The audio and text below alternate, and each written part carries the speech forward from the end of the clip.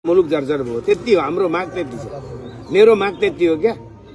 राजालाई अभिभावक राखिदेऊ, बाँकी तिमी चलाऊ, खाऊ, के गर्नुपर्छ गर, त्यति हो। राजा चाहिन्छ मलाई भनेको हो मैले। म त्यो भन्न कसैको अगाडि म हिचकिचाउँदिनँ नि त। अभिभावक चाहियो, त्यति हो।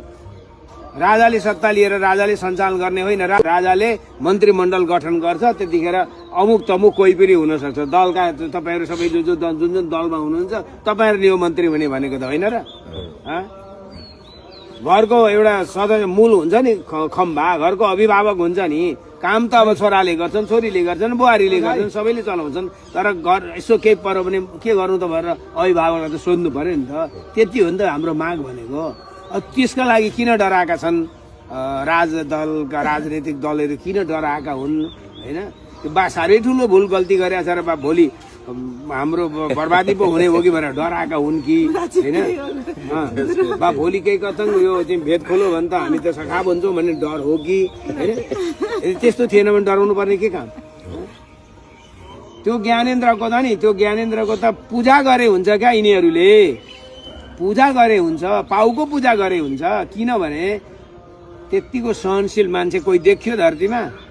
देखियो नेपालमा कोही त्यतिको सहनशील?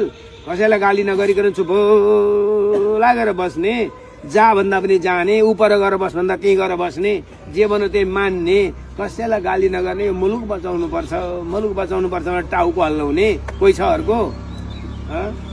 स्वार्थका पछि नलागेको कोही छ अर्को? निस्वार्थ भावको मान्छे हो रहेछ भन्ने कुरा र महाशालीन पनि अति शालीन रहेछ भन्ने कुरा त अनुभूति भयो, त सबैलाई थाहा भइसकेको छ त। त्यस हुनाले किन अब हिचकिचाउनु? ए बाबा त्यति गर्दै हुनु, अरू आफै भोग राज्य गरेर खाऊ, के गर्न मन लाग्यो त्यति गर। तर राजालाई राजगद्दीमा ल्याएर राखेर कमसेकम अभिभावकको रूपमा मानिदेऊ भन्ने हाम्रो माग त्यति छ। मुलुक जर्जर भयो, त्यति हो हाम्रो माग, त्यति छ। मेरो माग त्यति हो क्या। राजालाई अभिभावक राखिदेऊ, बाँकी तिमी चलाऊ, खाऊ, के गर्नुपर्छ गर, त्यति हो। राजा चाहिन्छ मलाई भनेको हो मैले। म त्यो भन्न कसैको अगाडि म हिचकिचाउँदिनँ नि त। अभिभावक चाहियो, त्यति हो। राजाले सत्ता लिएर राजाले सञ्चालन गर्ने होइन। राजाले मन्त्रीमण्डल गठन गर्छ, त्यतिखेर अमुक तमुक कोही पनि हुनसक्छ। दलका तपाईँहरू सबै जुन दलमा हुनुहुन्छ तपाईँहरूले यो मन्त्री हुने भनेको त होइन र? घरको एउटा सदस्य मूल हुन्छ नि, खम्बा, घरको अभिभावक हुन्छ नि। काम त अब छोराले गर्छन्, छोरीले गर्छन्, बुहारीले गर्छन्, सबैले चलाउँछन्। तर घर यसो केही पर्यो भने के गर्नु त भनेर अभिभावकलाई त सोध्नु पर्यो नि त। त्यति हो नि त हाम्रो माग भनेको। त्यसका लागि किन डराएका छन् राजदलका राजनैतिक दलहरू? किन डराएका हुन्?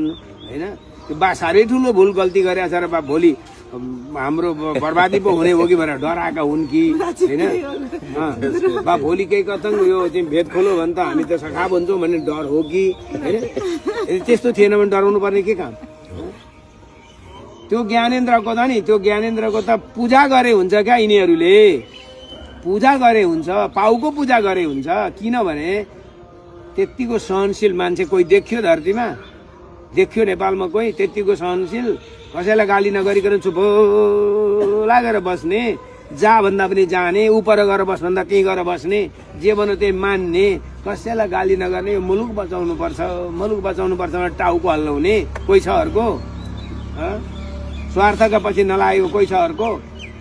निस्वार्थ भावको मान्छे हो रहेछ भन्ने कुरा र महाशालीन पनि अति शालीन रहेछ भन्ने कुरा त अनुभूति भयो, त सबैलाई थाहा भइसकेको छ त। त्यस हुनाले किन अब हिचकिचाउनु? ए बाबा त्यति गर्दै हुनु, अरू आफै भोग राज्य गरेर खाऊ, के गर्न मन लाग्यो त्यति गर। तर राजालाई राजगद्दीमा ल्याएर राखेर कमसेकम अभिभावकको रूपमा मानिदेऊ भन्ने हाम्रो माग त्यति छ।